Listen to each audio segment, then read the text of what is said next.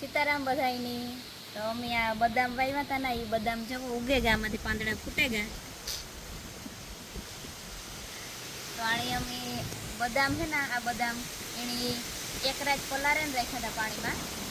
પછી આણી હવા ચૂસ્ત એક ડબ્બુ કે ગમે જેમાં હવા ન ગીરે ને એવું એક લીધું ને એમાં આપણે એક કોટનનું લુગડું હોય ને એને પાણીવાળું કરે.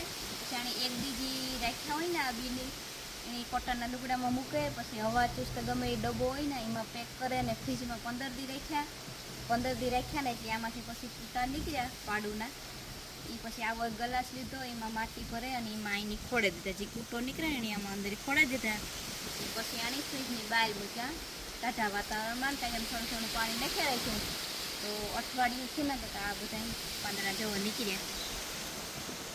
એવા જે મોટું થાય ત્યાં સુધી આમાં નામાં રાખે ને પછી આપણે જ્યાં વાવવું હોય ને વાવે દેવાનું. અને જ્યાં વાવીએ ને થોડુંક થોડી ચડાવી દેવાની, તેની પાણી ન લાગે ને. સુમાહાનું જો ખામણું કરીએ ને તો પાણી લાગે ને તો ફૂકાઈ જાય. અમારે એક દાડે થઈ ગયેલું, એવડ્યા બધા થઈ ગયા હતા. ને પછી ખામણું હતું એમાં પાણી ભરાણું સુમાહાનું થી વ્યાંગા અને ઢબો કરી દેવાનો જ્યાં વાવીએ ને. અને બીજા મલકના વાવ્યા હાલો દેખાડે એમ બધા એમાં પાંદડા નીકળે.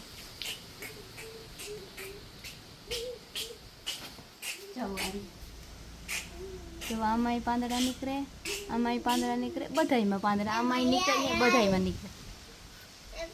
કોઈની વાવ હોય ને તો ટ્રાય કરજો, તો ઘરના બદામ થાય આપણે લેવા ન પડે વેચાતા.